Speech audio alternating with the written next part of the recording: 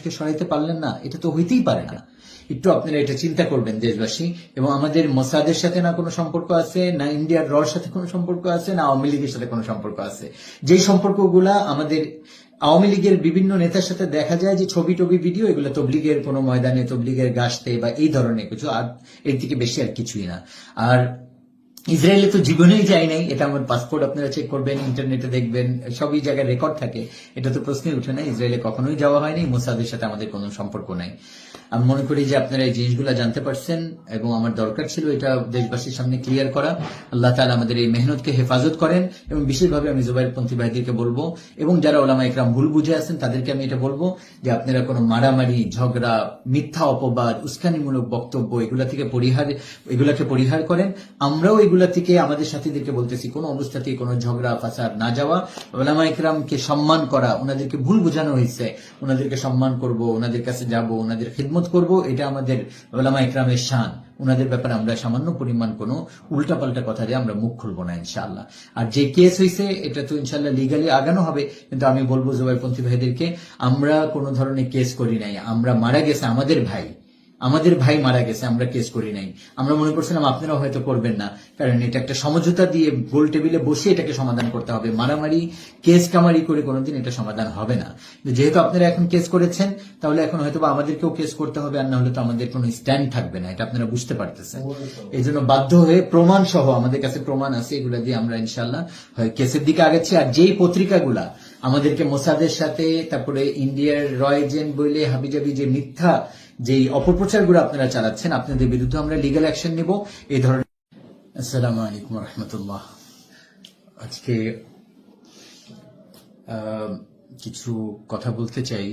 সব বিষয়গুলো হচ্ছে আজকে যে আমাদের টঙ্গীতে ডিসেম্বর মাসের 18 তারিখে 2024 যে ঘটনা ঘটে গেল, এটা নিয়ে কিছু এবং কিছু অপপ্রচার বিশেষভাবে আমাদের পরিবারের নামে এবং আমার নামে করা হচ্ছে, যে আমাদের সম্পর্ক হচ্ছে ইন্ডিয়ার রর সাথে এবং মোসাদের সাথে, মানে কি ইসরায়েলের সাথে।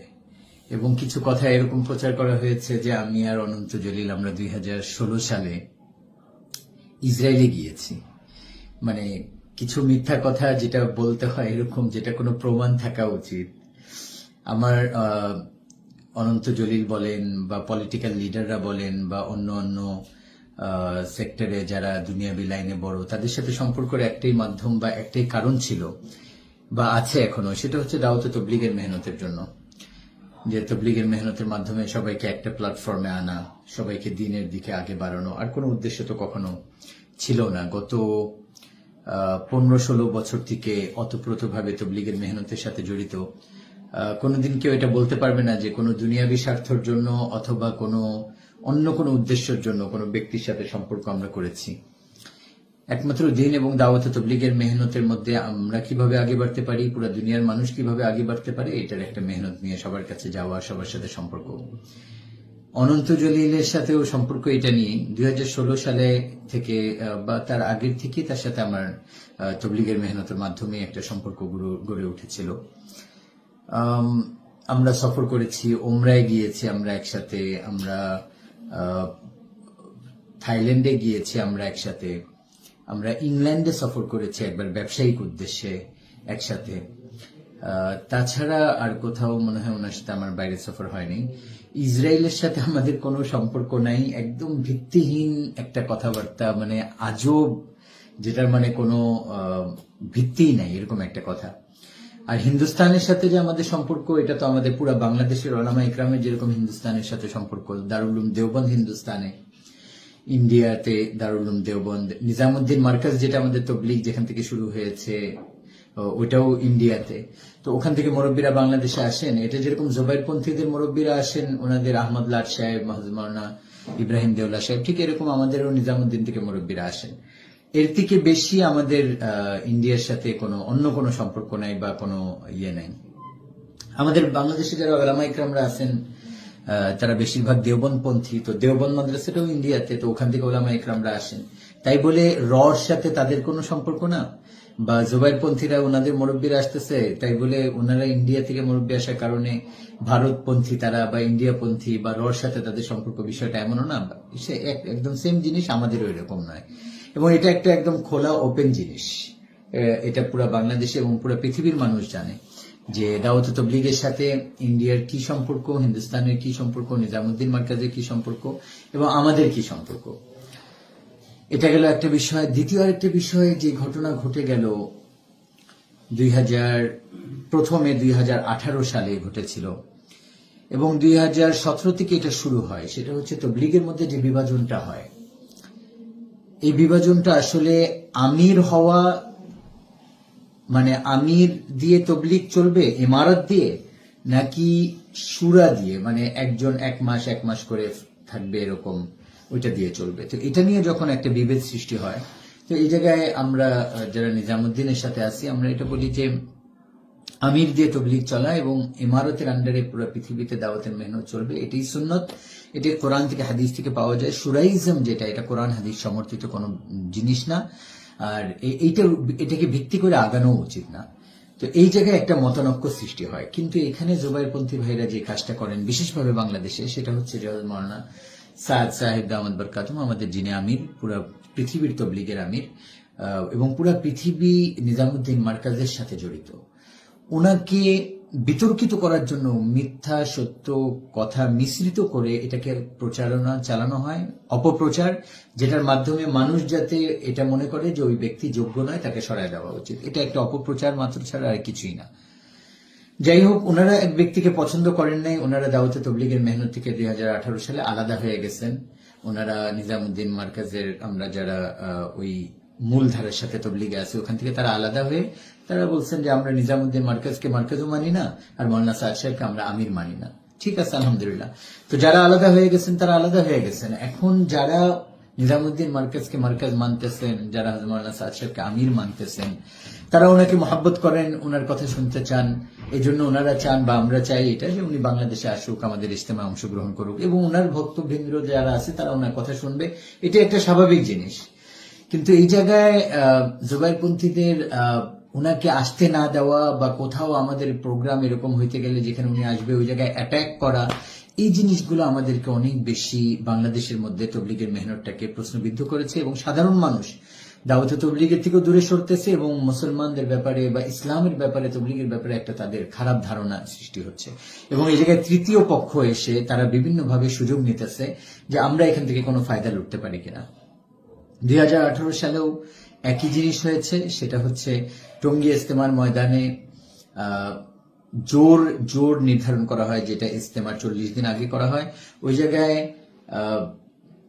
সরকার প্রধান যারা ছিলেন তাদের সাথে বসে এটা নির্ধারণ করা হয় যে আমাদের জোর হবে, একটা ডেট দেওয়া হয় আমাদেরকে ডিসেম্বর মাসের 27-28 তারিখ থেকে বা 28-29 তারিখ থেকে, আর ওনাদেরকে দেওয়া হয় জানুয়ারি মাসের 7 তারিখ থেকে।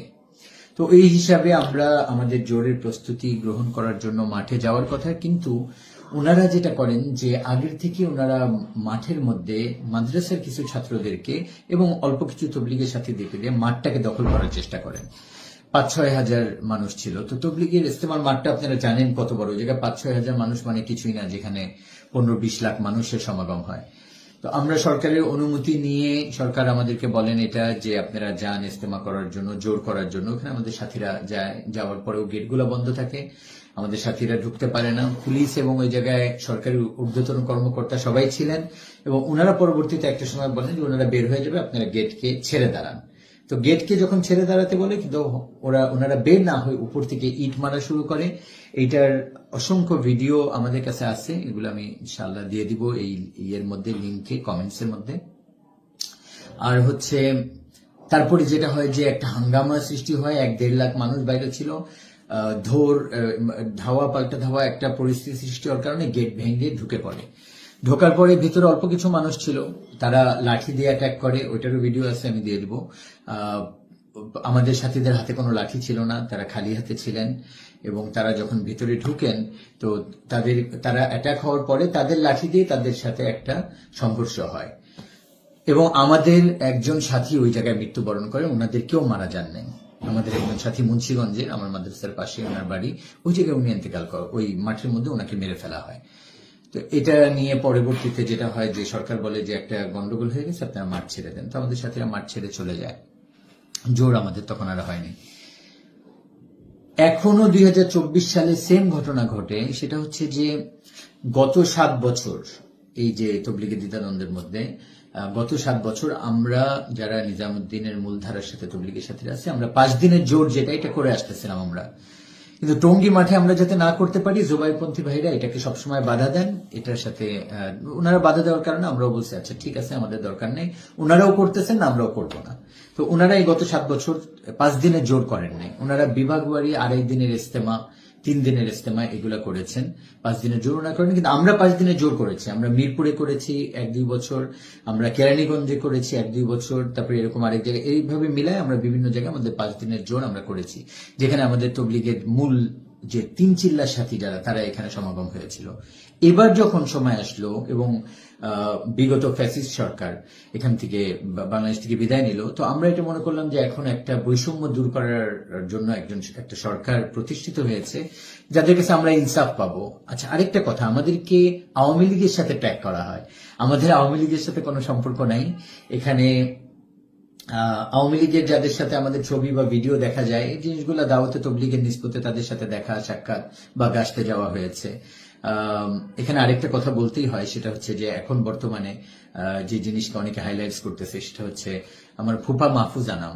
উনি আমার ফুপা, অবশ্যই এটা অস্বীকার করার কিছু নেই, কিন্তু তবলিগের মধ্যে ওনার কোনো ইনফ্লুয়েন্স নাই, কোনো সম্পর্ক নাই। উনি আমাদের তবলিগে কখনো আসেনও না, ওনার একটা আলাদা চিন্তাধারা, উনি আলাদাভাবে কাজ করেন।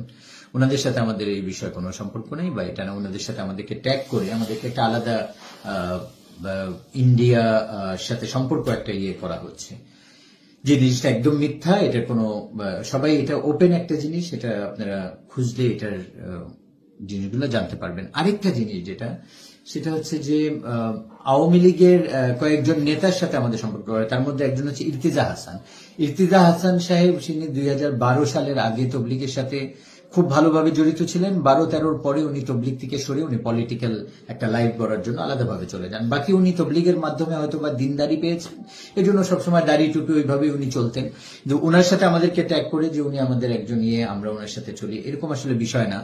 বিষয়টা যেরকম আমাদের ওলামা ইকরাম যারা আছেন বাংলাদেশের বা জোবাইরপন্থীরা আছেন, বিভিন্ন সময় আওয়ামী লীগের বিভিন্ন নেতাদের কাছে যাওয়া হয়েছে বিভিন্ন কাজের জন্য, ওইভাবেই এরকম আমাদের অন্য অন্য আওয়ামী লীগের নেতাদের সাথে সম্পর্ক ছিল, তেমন কিছু না। আর আসাদুজ্জামান কামাল সাহেব, ওনার সাথে তো আমাদের কোনো সম্পর্কই ছিল না, বরং জোবাইরপন্থীদের একজন আছেন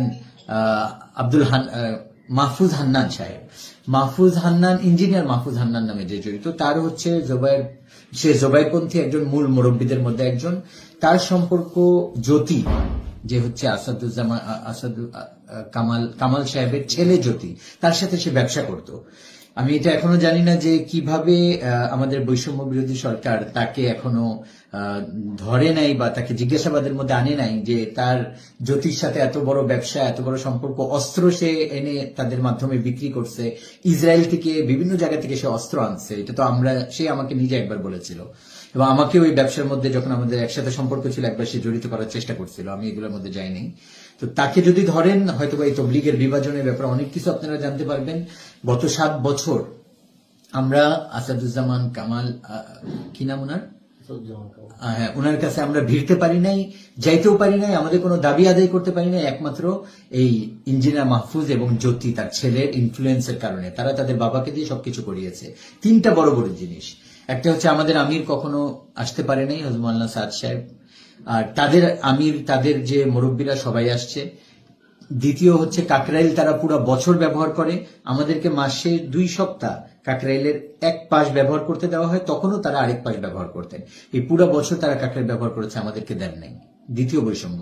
তৃতীয় বৈষম্য হচ্ছে প্রতি বছর তারা প্রথম ইজতেমা করছেন, আমাদেরকে দেন নাই, আমাদেরকে দ্বিতীয় ইজতেমা দিচ্ছেন। এগুলা আমাদের উপর জুলুম অত্যাচার হয়েছে গত 7 বছর আওয়ামী লীগ সরকার থাকার কারণে। আওয়ামী লীগ সরকারের সাথে আমাদের কোনো ভালো সম্পর্ক আমরা করতে পারি নাই, একমাত্র ইঞ্জিনিয়ার মাহফুজের কারণে।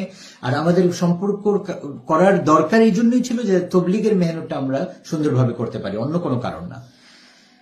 এটা হচ্ছে আরেকটা জিনিস।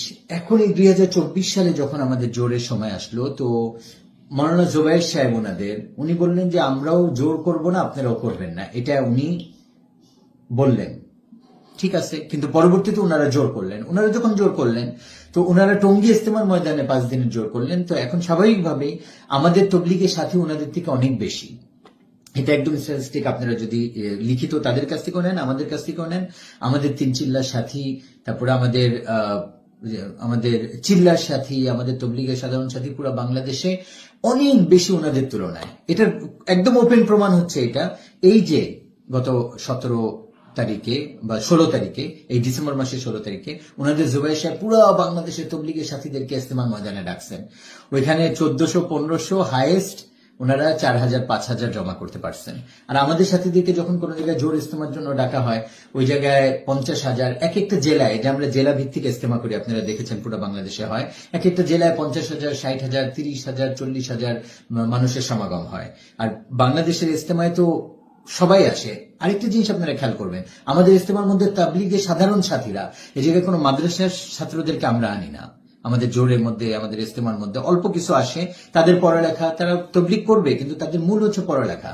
এজন্য তাদের পড়ালেখা বিঘ্ন না ঘটে আমরা সাধারণ মানুষ তবলিগ। কিন্তু ওনারা যখন ইস্তেমা করেন, পুরো বাংলাদেশের মাদ্রাসাগুলো ছুটি দিয়ে ছাত্রদেরকে নিয়ে আসেন, দেখবেন যে সব ছোট ছোট বাচ্চারা।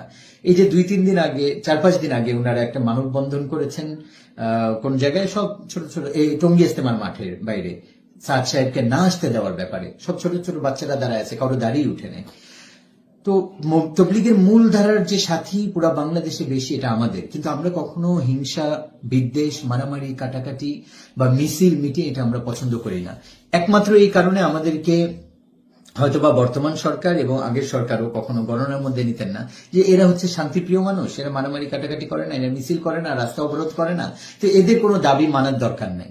কিন্তু এর উল্টা যখন এই আমাদের জুবাইরপন্থী ভাইরা এবং ওনাদের সাথে আমাদের বাংলাদেশের সবাই নয়, কিছু মাদ্রাসা এবং ওলামা ইকরামকে তারা ভুল বুঝিয়ে তাদের সাথে নিয়ে রাস্তায় নেমে যখন অরাজকতার সৃষ্টি করেন, তখন সরকার বাধ্য হয় তাদের কথাগুলোকে মানার জন্য। এবং এই জিনিস ঘটেছে এই 2024 সালের 18 ডিসেম্বর। আমাদেরও জোর করার কথা 20 ডিসেম্বরে। এই ডিসেম্বরের 20 তারিখে আমাদের জোরের জন্য ওই মাঠ তৈরি করতে হবে। এখানে আমাদের 3.5 লাখ থেকে বেশি মানুষ এই মাঠের মধ্যে আসবে পুরো বাংলাদেশ থেকে। এটার জন্য কমসে কম 1 মাস আগে থেকে মাঠ তৈরি করতে হয়। আমরা 20 দিন আগে মাঠ চেয়েছিলাম, কিন্তু আমাদের 17টা কাগজপত্র সরকারের প্রতিনিধিদের কাছে দেওয়া হয়েছে, যেগুলা সিগনেচার করে আমাদেরকে দেওয়া হয়েছে, কিন্তু ওনারা এটার প্রতি কোনো কর্ণপাত করেন নাই। ইন্টেলিজেন্সের ইনফরমেশনও সরকারের কাছে ছিল যে এই ঘটনাকে কেন্দ্র করে কোনো মারামারি ঝগড়া হতে পারে, এটাকে বন্ধ করা উচিত, কিন্তু তারপরেও সরকার এটার প্রতি ভ্রুক্ষেপ দেন নাই। একদম আমাদের জোরের একদিন আগে, আমাদের 20 তারিখে জোর, 18 তারিখ রাত্রেবেলা ওনারা আমাদের কাছে আসা যাওয়া শুরু করলেন যে আপনারা জোর করবেন, আপনারা মাঠে ঢুকেন না, এটা হবে ওইটা হবে। আমরা মাঠে যখন জিজ্ঞাসা করলাম কেন ঢুকবো না, বললো তারা মাঠ দখল করে রাখছে। এখন তবলিগের ইস্তেমার মাঠ, এটা কিন্তু তাদের কোনো মাঠ নয়, এটা হচ্ছে তবলিগের বিভিন্ন ধরনের যে মেহনত গুলা হয়, জোর ইস্তেমা গুলা হয়, এটাকে ব্যবহার করার জন্য এটাকে দেওয়া হয়েছে এই মাঠটাকে। এটাকে দখল করে রাখার তো কারো অধিকার নাই। তো ওনারা এই মাঠটাকে দখল করে রাখেন কয়জন মানুষ দিয়ে? 1500-1600, একদম লাস্টে 3000-5000 মানুষ দিয়ে তারা ইস্তেমার মাঠটাকে দখল করে রাখেন। আমরা সরকারকে এটা বলি যে ওনাদেরকে আপনারা বলেন মাঠ ছেড়ে দেখ, আমরা জোর করব, আমাদের পুরা 2.5-3 লাখ মানুষ আসতেছে পুরো বাংলাদেশ থেকে। সরকার এটার প্রতি ভ্রুক্ষেপ না দিয়ে আমাদেরকে বলেন যে অন্য জায়গায় করার জন্য। তারপরেও আমরা মেনে নিয়েছিলাম যে ঠিক আছে আমরা অন্য জায়গায় করি, আপনারা ওদেরকে জায়গা দেন। ওনারা বলেন দিয়াবাড়িতে করেন। দিয়াবাড়িতে আমরা যেয়ে দেখলাম ওনাদের প্রতিনিধিও আসলো সরকারের পক্ষ থেকে, ওই জায়গায় 20-30 হাজারের বেশি, 30-40 হাজারের বেশি মানুষের সমাগম করা সম্ভব নয়। আর এত অল্প সময়, 18 তারিখ রাত, 20 তারিখে পুরো বাংলাদেশ 19 তারিখেই চলে আসবে, আর মাঠ তৈরি করা এটা তো কোনো অবস্থাতেই পসিবল না। আমরা ওনাদেরকে বারবার বললাম আপনারা মাঠ খালি করে দেন।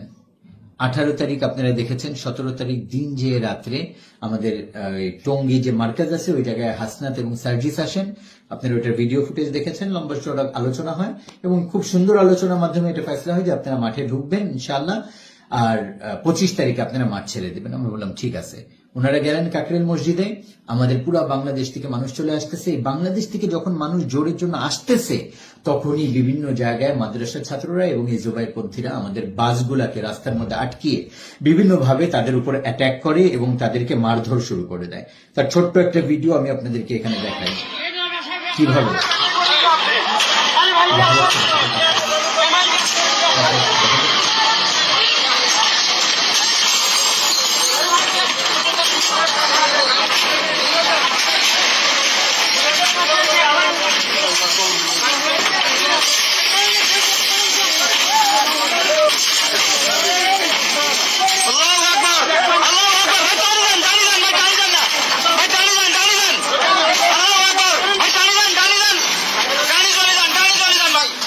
এরকম এই ধরনের অসংখ্য ভিডিও পুরা বাংলাদেশের মধ্যে যখন আমাদের সাথীরা জোর করার জন্য আসতে থাকে, তখনই তারা ওই গাড়িগুলোর উপর আক্রমণ করে এরকম ভাবে মানুষকে মারধর শুরু করে এবং খুন খারাপি শুরু করে।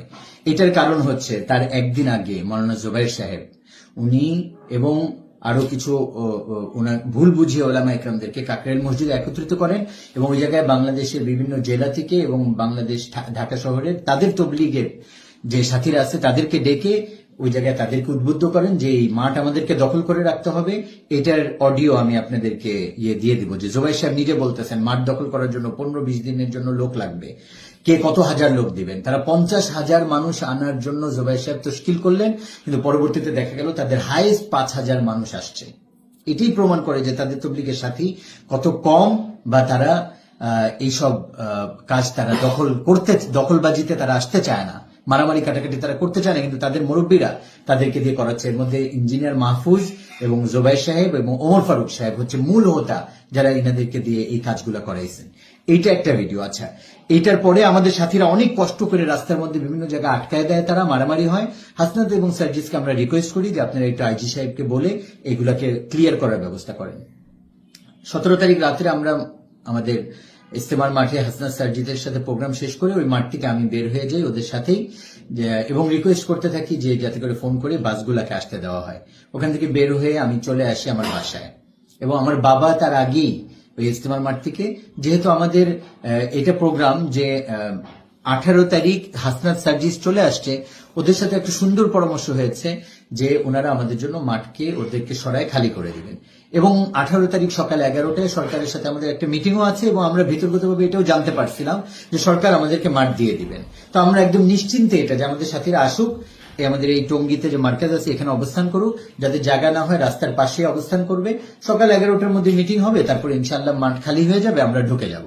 সরকার মাঠ খালি করে দিবেন, তারপরে আমরা প্রবেশ করব মাঠের মধ্যে। এটা নিশ্চিন্তে আমার বাবাও 9:30টার দিকে টঙ্গী মাঠ থেকে বের হয়ে ধানমন্ডি বাসায় চলে আসেন। আমি হাসনাত সার্জিদের সাথে মিটিং শেষ করে 1:10 মনে হয় ওখান থেকে বের হয়ে যাই।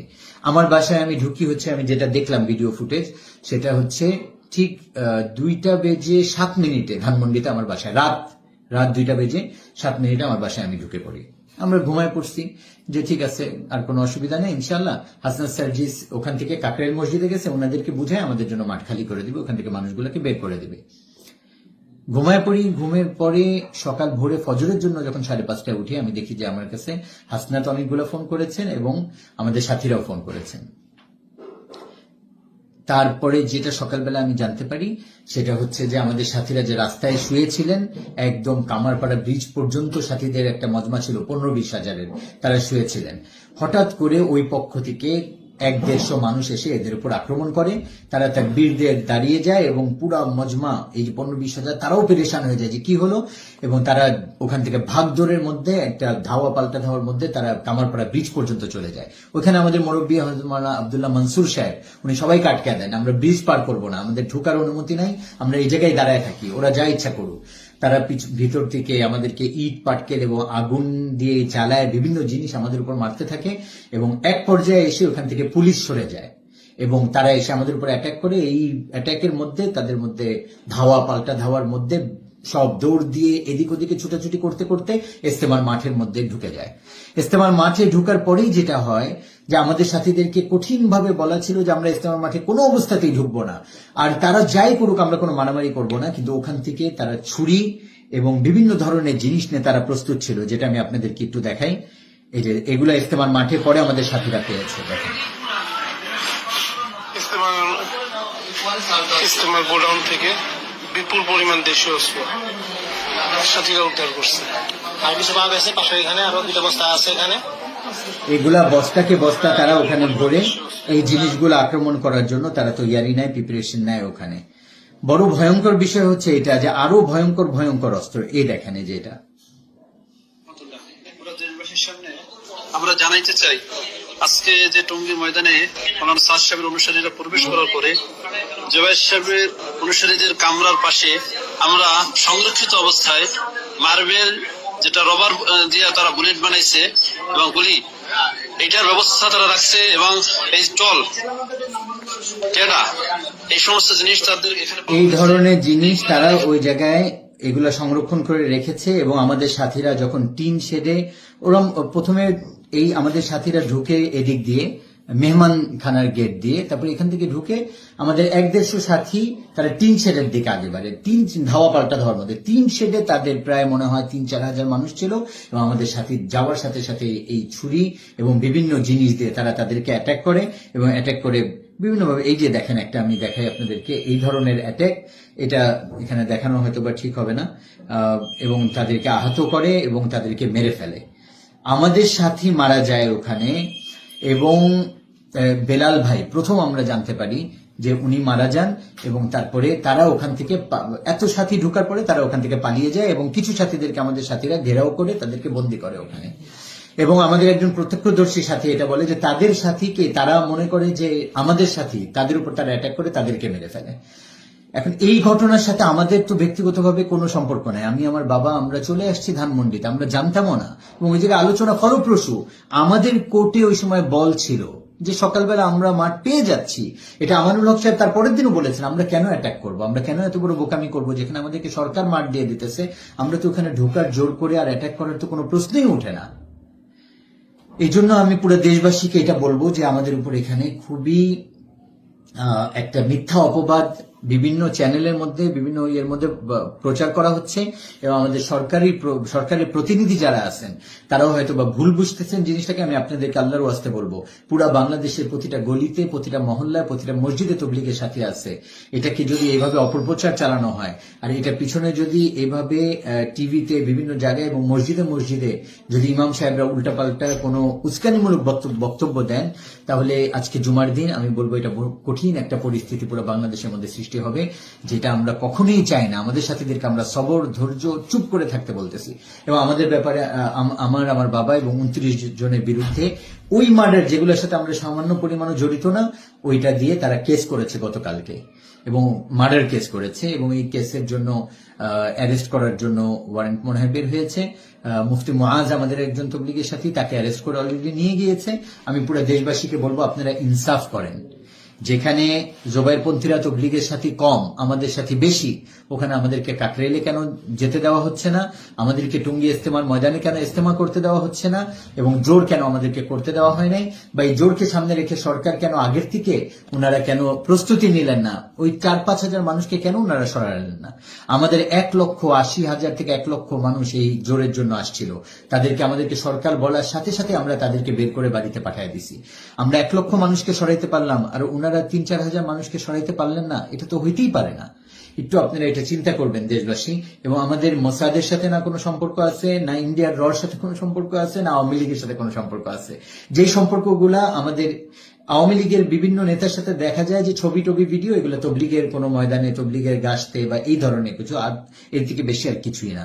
আর ইসরায়েলে তো জীবনেই যায় নাই, এটা আমার পাসপোর্ট আপনারা চেক করবেন, ইন্টারনেটে দেখবেন, সবই জায়গায় রেকর্ড থাকে, এটা তো প্রশ্নই উঠে না। ইসরায়েলে কখনোই যাওয়া হয়নি, মোসাদের সাথে আমাদের কোনো সম্পর্ক নাই। আমি মনে করি যে আপনারা এই জিনিসগুলো জানতে পারছেন এবং আমার দরকার ছিল এটা দেশবাসীর সামনে ক্লিয়ার করা। আল্লাহ তাআলা আমাদের এই মেহনতকে হেফাজত করেন এবং বিশেষভাবে আমি জুবাইরপন্থী ভাইদেরকে বলবো এবং যারা ওলামা ইকরাম ভুল বুঝে আছেন তাদেরকে আমি এটা বলবো যে আপনারা কোনো মারামারি, ঝগড়া, মিথ্যা অপবাদ, উস্কানিমূলক বক্তব্য এগুলাকে পরিহার করেন। আমরাও এগুলা থেকে আমাদের সাথীদেরকে বলতেছি কোনো অবস্থাতেই কোনো ঝগড়া ফাসাদ না যাওয়া, ওলামা ইকরামকে সম্মান করা। ওনাদেরকে ভুল বোঝানো হয়েছে, ওনাদেরকে সম্মান করব, ওনাদের কাছে যাব, ওনাদের খিদমত করব, এটা আমাদের ওলামা ইকরামের শান। ওনাদের ব্যাপারে আমরা সামান্য পরিমাণ কোনো উল্টাপাল্টা কথা দিয়ে আমরা মুখ খুলবো না ইনশাআল্লাহ। আর যে কেস হয়েছে এটা তো ইনশাআল্লাহ লিগালি আগানো হবে, কিন্তু আমি বলবো জুবাইরপন্থী ভাইদেরকে আমরা কোনো ধরনের কেস করি নাই। আমরা মারা গেছে আমাদের ভাই, আমাদের ভাই মারা গেছে, আমরা কেস করি নাই, আমরা মনে করছিলাম আপনারাও হয়তো করবেন না, কারণ এটা একটা সমঝোতা দিয়ে গোল টেবিলে বসে এটাকে সমাধান করতে হবে। মারামারি কেস কামারি করে কোনোদিন এটা সমাধান হবে না। কিন্তু যেহেতু আপনারা এখন কেস করেছেন, তাহলে এখন হয়তো আমাদেরকেও কেস করতে হবে, আর না হলে তো আমাদের কোনো স্ট্যান্ড থাকবে না, এটা আপনারা বুঝতে পারতেছেন। এই জন্য বাধ্য হয়ে প্রমাণ সহ, আমাদের কাছে প্রমাণ আছে, এগুলো দিয়ে আমরা ইনশাল্লাহ হয় কেসের দিকে আগাচ্ছি। আর যেই পত্রিকাগুলা আমাদেরকে মোসাদের সাথে, তারপরে ইন্ডিয়ার র এজেন্ট বলে হাবিজাবি যে মিথ্যা যেই অপপ্রচারগুলো আপনারা চালাচ্ছেন, আপনাদের বিরুদ্ধে আমরা লিগ্যাল অ্যাকশন নিব। এই ধরনের কোনো কাজ আপনারা আশা করি করবেন না ইনশাআল্লাহ। আল্লাহ তাআলা আমাদেরকে হেফাজত করেন। তবলিগের মেহনতকে আবার একসাথে এক হয়ে, বা এক যদি না হতে পারি, যার যার জায়গায় সে নিজের মতো মেহনত করবে, কেউ কাউকে মারবে না, কাটবে না, অপবাদ মিথ্যা গালিগালাজ এগুলো করবে না, সবাই নিজের মেহনত করবে। বাংলাদেশে কত অন্য অন্য দিনই মেহনত হইতেছে, সবাই যার যার জায়গায় করতেছে, আমরা একজন একজনের কাজের মধ্যে ইন্টারফেয়ার করতে পারি না। এই জন্য সবাই নিজের মেহনত করি, সবাই সবাই প্রশংসা করি, সবাই সবাই সম্মান করি, আর নিজের মেহনত সবাই করতে থাকি। জাযাকাল্লাহ। আরেকটা জিনিস, আনেওয়ালা ইজতেমা, আমাদেরকে যে ডেট সরকার আগে থেকে দিয়েছেন, ফেব্রুয়ারি মাসের 7 তারিখ থেকে আমাদের টঙ্গী ইজতেমার ময়দানে আমাদের ইজতেমা, ওই ইজতেমা আশা করি ইনশাআল্লাহ সুন্দরভাবে সংগঠিত হবে। এটার মধ্যে আমরা বাধা দেওয়ার বা ওই ধরনের কোনো কাজ আমরা চেষ্টা করব না। আর কাকরাইল আমাদের 27 তারিখে, এই মাসের 27 তারিখ, আজকে ডিসেম্বর মাসের 27 তারিখে আমাদের কাকরাইলে বাড়ি শুরু হচ্ছে। এ জায়গায় আমরা বলবো সরকারি প্রতিনিধি যারা আছেন ওনাদেরকেও, এবং জুবাইরপন্থী ভাইদেরকেও, এবং আমাদের ওলামা একরামদেরকেও, যে আপনারা কাকরাইল মসজিদকে 27 তারিখে খালি করে দিবেন। আর না হলে এরকম ঘটনা না ঘটে, এটার জন্য আমাদেরকে চেষ্টা করে, এটা নিয়ে আমাদেরকে চিন্তা করতে হবে, আগে বাড়তে হবে। আল্লাহ তাআলা আমাদেরকে বুঝার তৌফিক দান করেন। ওয়া আখিরু দাওয়ানা আলহামদুলিল্লাহি রাব্বিল আলামিন।